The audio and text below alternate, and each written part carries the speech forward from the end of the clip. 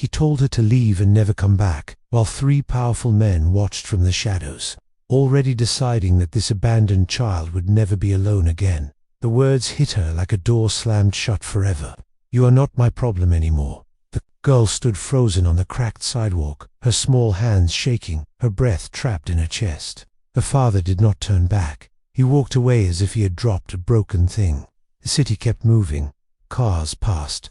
People stared and then looked away. No one stopped. No one spoke. And in that moment, something in her childhood ended quietly. Without a funeral. She was 7 years old, with braids too tight against her scalp and shoes that pinched her toes. Her name was Amara. She watched his back grow smaller, the smell of smoke and rain filling her nose, the world suddenly too big. She did not cry. She learned early that tears did not bring people back. What she did not see was what stood across the street. 3 men, dressed in dark coats, faces calm, eyes sharp. They were not watching her father. They were watching her, within the first minute of her life falling apart. Fate was already shifting. Amara grew up learning how silence could be louder than screams. That day became the root of everything. The memory lived in her bones. The cold pavement under her palms. The echo of her father's footsteps fading. The way strangers chose comfort over kindness. She learned that the world respected power, not pain. She moved through foster homes like a ghost. Some were kind, many were not. Each night she lay staring at the ceiling, counting cracks, listening to other children cry themselves to sleep. She'll learn to stay small. She'll learn to listen. She learned that attention could be dangerous, but invisibility was safer. Still, she had a fire inside her. It glowed quietly. Teachers noticed her eyes, always watching, always thinking. She spoke little, but when she did, people listened. He carried herself with a calm that did not match her age. Pain had aged her early. By the time she was 16, she worked after school at a small corner store in a Korean neighborhood. The smell of rice, oil, and old wood filled the air every day. The owner was kind but distant. He paid her on time and asked no questions. Amara learned routines. She learned respect. She learned how power moved quietly behind polite smiles. That was where the men returned to her life. They came in separately, never together at first. One bought tea. One bought nothing but stood near the door. One watched from across the street. Amara felt them before she understood them. The way the room changed when they entered. The way others lowered their voices. They were not loud men. They did not threaten.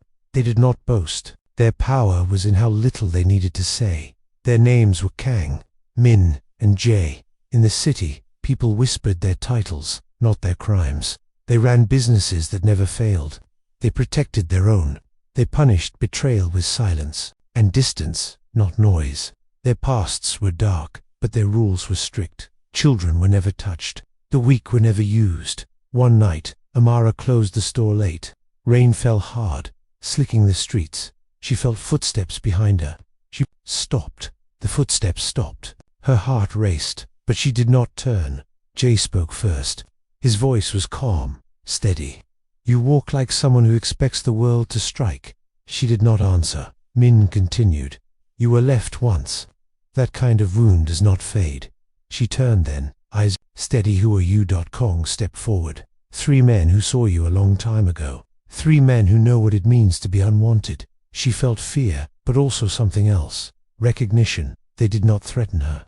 They did not offer money. They offered protection without conditions, guidance without chains. They watched her work. They watched how she treated elders, how she gave food to children who could not pay. They watched how she never spoke badly of her father, even when the pain sat heavy in her chest. Years passed. Amara grew into a woman with quiet strength.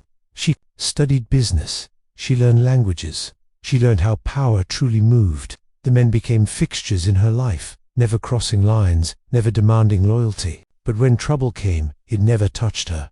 People who mocked her found doors closed. Employers who disrespected her lost contracts. It was never obvious. It was never loud.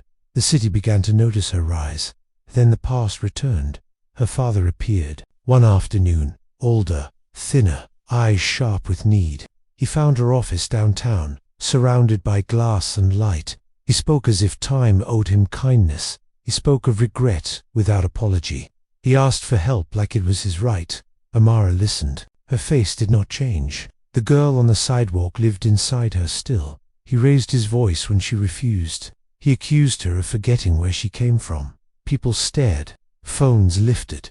The old shame tried to rise. She stood slowly. Her voice was soft. I know exactly where I came from. I built everything you see without you. He laughed, bitter and loud. You think you are powerful. The room went quiet. 3 men stepped forward from different corners of the space. Not together, not rushed. Their presence folded the air inward. People felt it before they understood it. Security froze. The father's voice died in his throat.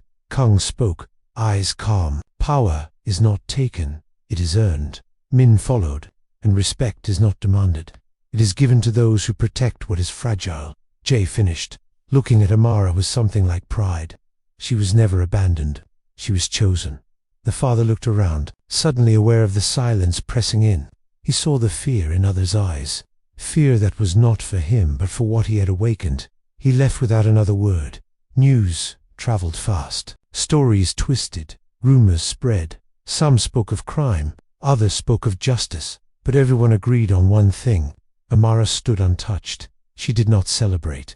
She did not boast. She went back to work the next day. She funded schools. She opened shelters. She hired people others ignored. Her name became associated with fairness, not fear. One night, she stood on a rooftop overlooking the city. The air was cool. The lights below pulsed like a living thing. The 3 men stood behind her, not as guards, but as witnesses. She spoke quietly.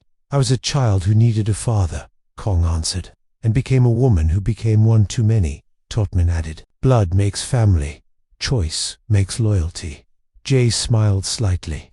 And silence, when used well, becomes strength. Amara breathed deeply. The city no longer felt hostile. It felt like something she belonged to. She never looked for revenge. She looked for balance. The pain that once defined her became the fuel that lifted others. In the end, the girl who was left behind became the woman no one could dismiss. Not because she demanded respect, but because she embodied it. And somewhere in the noise of the world, a quiet truth settled in. Sometimes the family you were born into fails you. And sometimes the family that finds you saves everything. If this story moved you, share where you are watching from. Tell us what silent strength means to you. And subscribe for more stories that honor unseen battles and the power of quiet courage.